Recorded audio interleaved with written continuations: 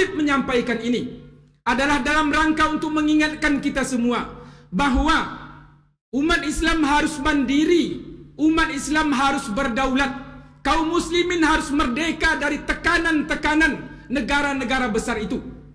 Karena dengan berdaulatnya kita, karena dengan mandirinya umat Islam, otomatis mereka tidak akan bisa merusak, mengoyak persatuan umat ini. Assalamualaikum teman-teman.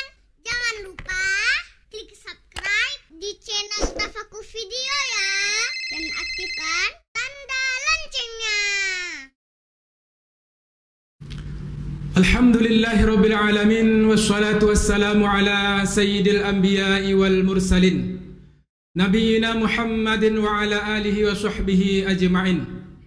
Asyhadu an la ilaha illallah wahdahu la syarika lah wa asyhadu anna Muhammadan abduhu al-mustafa wa nabiyuhu al-mujtaba.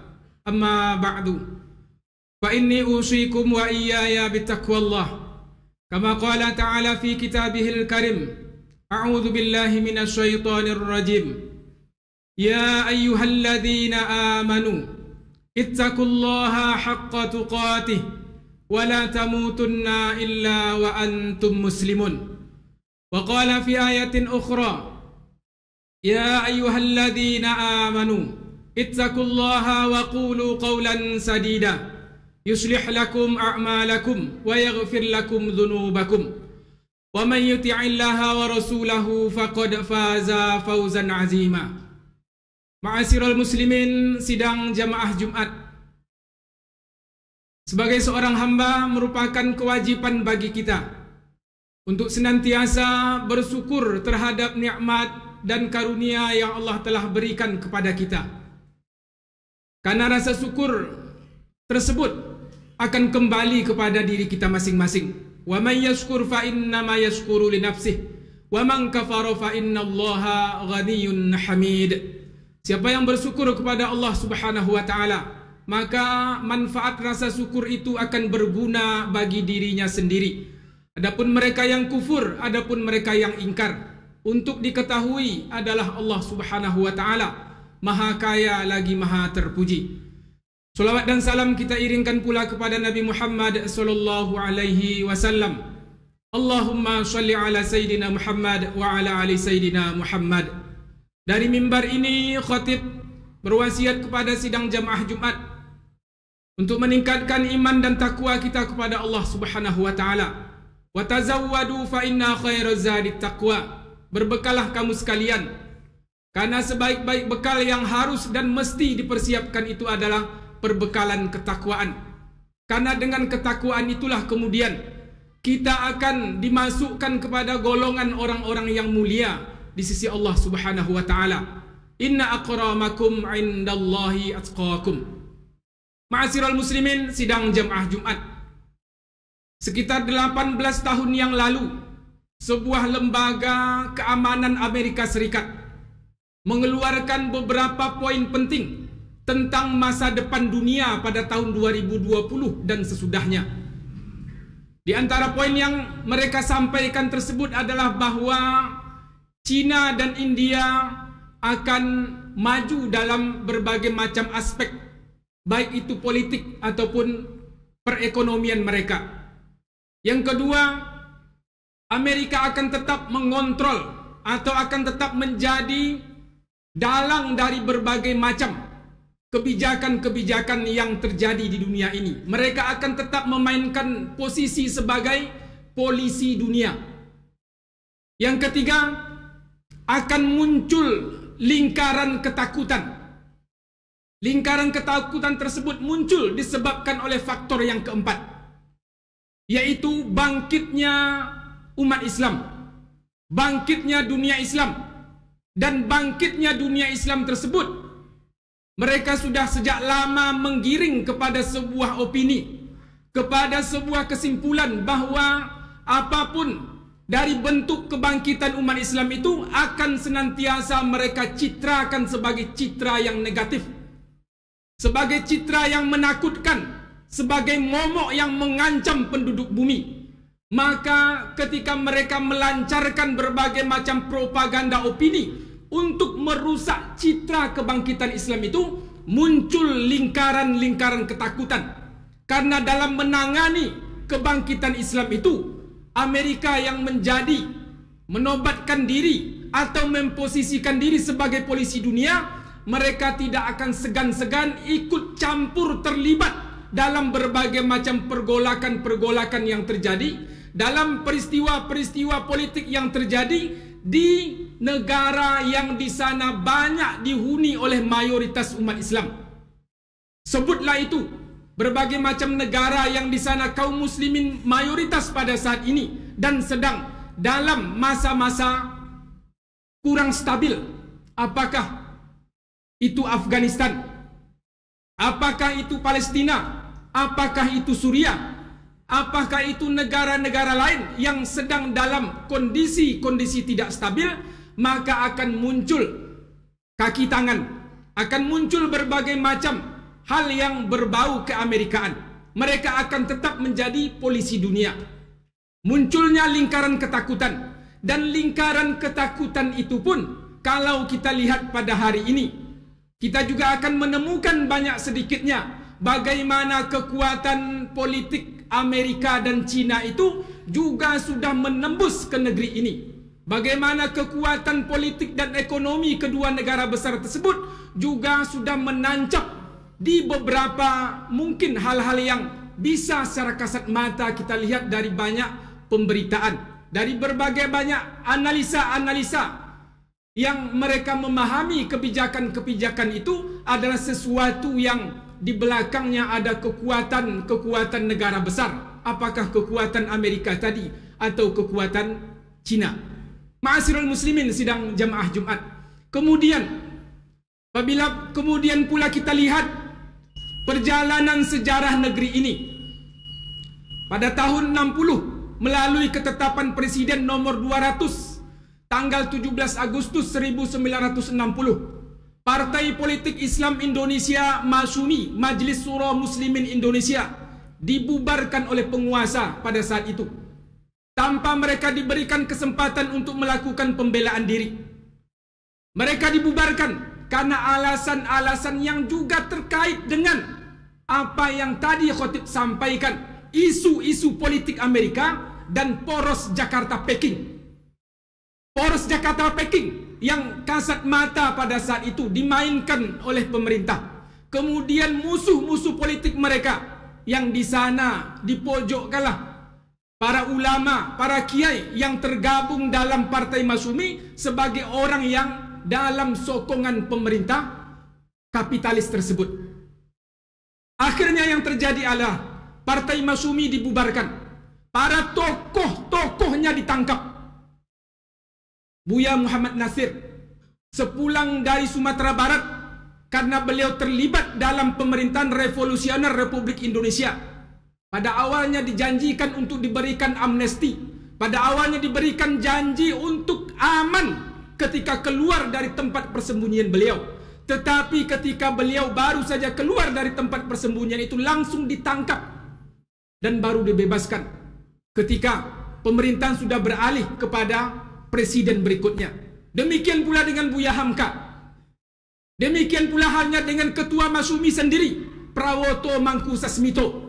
Banyak lagi tokoh-tokoh ulama yang dijadikan sasaran akibat kebijakan-kebijakan yang datang dari dua pihak negara yang pada saat itu juga sudah menggenggam kekuatan politik di negara-negara lain. Ma'asyiral muslimin sidang jamaah Jumat, khatib menyampaikan ini adalah dalam rangka untuk mengingatkan kita semua bahwa umat Islam harus mandiri, umat Islam harus berdaulat, kaum muslimin harus merdeka dari tekanan-tekanan negara-negara besar itu. Karena dengan berdaulatnya kita, karena dengan mandirinya umat Islam, otomatis mereka tidak akan bisa merusak, mengoyak persatuan umat ini. Pada saat tahun 60-an, dengan adanya teori politik belah bambu, yang satu diangkat, yang satu dipijak, yang satu dijadikan kawan, yang satu lagi dijadikan lawan sesama umat Islam. Akhirnya kekuatan kaum muslimin melemah. Hampir sebagian besar tokoh-tokoh umat ditangkap, dipenjara, dan akhirnya kekuatan umat Islam melemah tersebut. Yang terjadi kemudian adalah bagaimana kekuatan-kekuatan dari luar tersebut berkuasa, berlaku semena-mena terhadap negeri ini.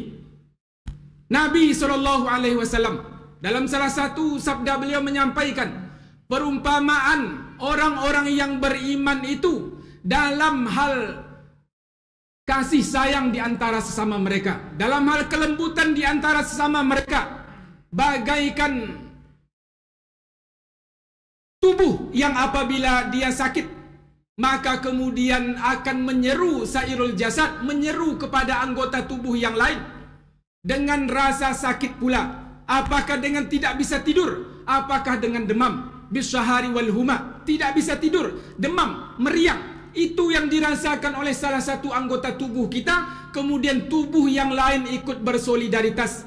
Anggota tubuh yang lain ikut mencari obat. Anggota tubuh yang lain berusaha supaya penyakit yang ada di tubuh tadi supaya bisa berkurang. Dicarikanlah penawarnya, dicarikanlah obatnya. Itu bentuk bagaimana harusnya kekuatan ukhuwah yang ada dalam tubuh umat Islam. Itu seharusnya cerminan ukhuwah, persaudaraan, solidaritas umat Islam, sehingga dengan mereka bersaudara, sehingga dengan mereka memahami kekuatan ukhuwah Islamiyah di atas kekuatan, di atas kecintaan kepada organisasi, afiliasi politik dan apapun namanya. Niscaya berbagai macam kekuatan-kekuatan besar yang sampai pada tahun 2020 ke atas ini pun mereka sudah menjadikan kekuatan umat Islam itu sebagai ancaman, maka kita akan bisa mengatasi ancaman tersebut. Kita akan berdaulat dan kita akan menjadi kuat. Allah Subhanahu wa taala pada surah Asy-Syura ayat yang ke-13 memberikan gambaran tentang bagaimana seharusnya persatuan itu kita tegakkan dan kemana arah umat ini diajak dan diarahkan. Syara'a lakum minad din ma wassa bihi Nuha walladzi auhayna ilaika wa ma wassayna bihi Ibrahim wa Musa wa Isa an aqimuddin wa la tatafarraqu fihi. Allah Subhanahu wa taala telah mensyariatkan agama ini sebagaimana telah disampaikan, diwahyukan kepada Nabi Nuh.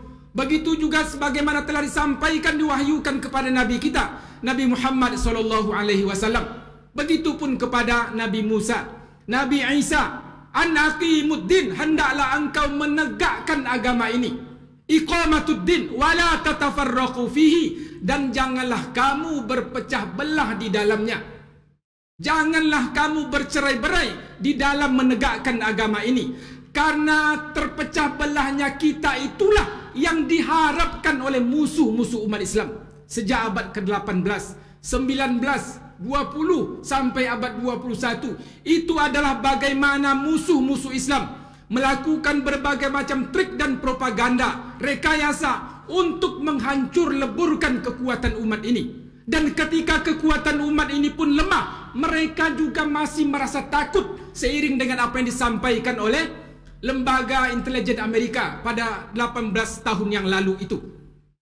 Mereka sadar ada kekuatan yang tersembunyi yang sedang tidur di tubuh umat Islam ini, yang kalau kekuatan itu bangun, maka mereka akan tersingkir di lorong-lorong kehidupan. Maka mereka tidak akan bisa lagi menjadi polisi dunia. Mereka tidak akan bisa lagi menguasai perekonomian, yang kekuatan ekonomi itu berada di negeri-negeri umat Islam, berada di tanah yang di sana mayoritas umat Islam berada.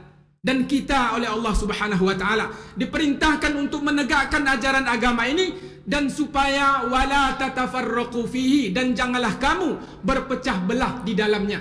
Maka ma'asyiral muslimin sidang jamaah Jumat, sesungguhnya sebelum Palestina merdeka, tubuh umat Islam masih pincang.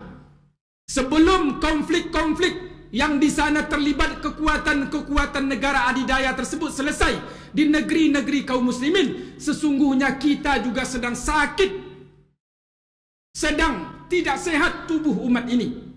Dan sampai kemudian kita bisa mengatasi rasa sakit, sampai kemudian kita bisa berjalan tegak kembali, disitulah umat Islam akan merasakan, akan menikmati bagaimana indahnya ajaran agama ini, bagaimana indahnya kekuatan persaudaraan. Tetapi itu pula yang menjadi titik tekan dari musuh-musuh, dari orang-orang yang tidak menginginkan kejayaan Islam wal muslimin. Maka mereka berusaha untuk mencabik-cabik kekuatan umat ini.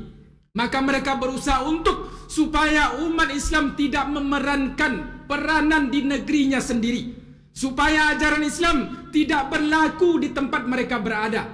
Maka muncullah berbagai macam tawaran-tawaran ideologi, pemikiran-pemikiran yang membuat kemudian umat Islam merasa asing di negerinya sendiri, membuat umat Islam merasa tersingkir di kampung halamannya sendiri. Dan kemudian yang berkuasa sesudah itu, yang menikmati dan yang mengendalikan adalah orang-orang yang tadi khatib sampaikan. Mereka menginginkan umat Islam tetap berada dalam lingkaran-lingkaran yang mereka sebut sebagai lingkaran ketakutan, sibuk dengan hal-hal yang tidak bermanfaat secara signifikan untuk kekuatan kebesaran umat. Ma'asyiral muslimin, sidang jamaah Jumat, semoga kita diberikan kekuatan untuk menjaga persatuan. Semoga kita diberikan kekuatan untuk menjaga ukhuwah, supaya kita diberikan kekuatan untuk senantiasa bertoleransi terhadap saudara-saudari kita yang lain.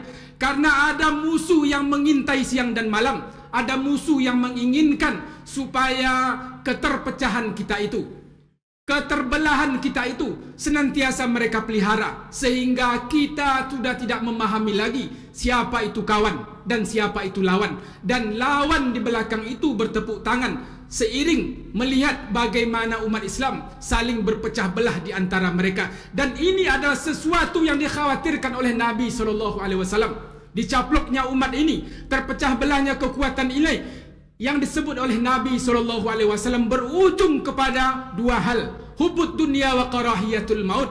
Kamu sudah sangat terlalu cinta kepada dunia dan takut kepada kematian. Siapa saja orang yang sudah terlalu cinta dengan dunia, maka dia akan rela mengorbankan saudaranya supaya duniawi bisa dia dapatkan. Siapa yang sudah terlalu cinta dengan dunia, maka dia akan menerima proposal-proposal yang akan merusak hubungan persaudaraannya dengan sesama muslim. Dan siapa yang sudah takut mati, maka dia akan menggadaikan akidahnya. Dan siapa yang takut dengan kematian, maka dia akan menjual apa saja supaya dia bisa bertahan hidup. Tetapi sebaliknya, siapa yang sudah hilang urat takut kepada matinya, maka dia akan membela saudara-saudaranya itu mati-matian. Siapa yang sudah hilang takutnya kepada kematian dan hanya takut kepada Allah Subhanahu wa taala, maka dia akan mengorbankan apapun yang dia punya untuk mempertahankan saudaranya, bagaimanapun dia berbeda pemikiran, bagaimanapun dia berbeda afiliasi mazhab, bagaimanapun mereka ada perbedaan-perbedaan kecil, tetapi itu tidak signifikan, dia akan singkirkan karena ada kekuatan persatuan yang lebih kuat daripada itu, yaitu kekuatan ukhuwah Islamiyah. Mereka yang sudah hilang urat takutnya kepada kematian itu akan berkorban, berjuang, mempersembahkan apa yang terbaik yang mereka punya untuk kejayaan Islam wal muslimin. Aqulu qawli hadha fa'tabiru ya ulil absar la'allakum turhamun.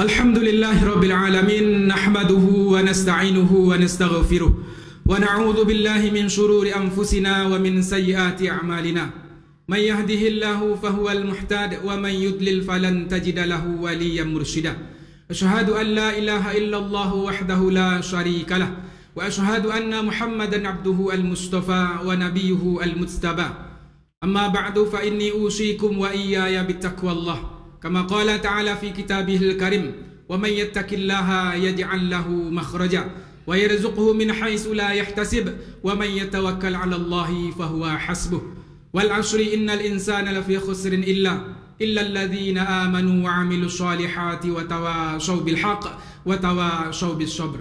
Innallaha wa malaikatahu yusholluna 'alan nabi ya ayyuhalladzina amanu shollu 'alaihi wa sallimu taslima. Allahumma shalli 'ala Muhammad wa 'ala ali Muhammad kama shallaita 'ala Ibrahim wa 'ala ali Ibrahim. Allahumma barik 'ala Muhammad wa 'ala ali Muhammad kama barakta 'ala Ibrahim wa 'ala ali Ibrahim fil 'alamin innaka Hamidum Majid. Allahumma ighfir lil muslimina wal muslimat al-ahya'i minhum wal amwat ya qadiyal hajat innaka sami'un qaribun mujibu da'wat. Allahumma ighfir lana wa liwalidayna warhamhuma kama rabbawna shighara. Allahumma la tada' lana fi maqamina hadha dhanban illa ghafartah ولا هما إلا فرجته ولا دينا إلا قضيته ولا مريضا إلا شفيته ولا مسافرا إلا وصلته ولا حاجة من حوائج الدنيا والآخرة إلا قضيتها يا أرحم الراحمين. ربنا ظلمنا أنفسنا وإن لم تغفر لنا وترحمنا لنكونن من الخاسرين. ربنا آتنا في الدنيا حسنة وفي الآخرة حسنة وقنا عذاب النار وأدخلنا الجنة مع الأبرار يا عزيز يا غفار يا رب العالمين. سبحان ربك رب العزة عما يصفون وسلام على المرسلين والحمد لله رب العالمين وأقم الصلاة.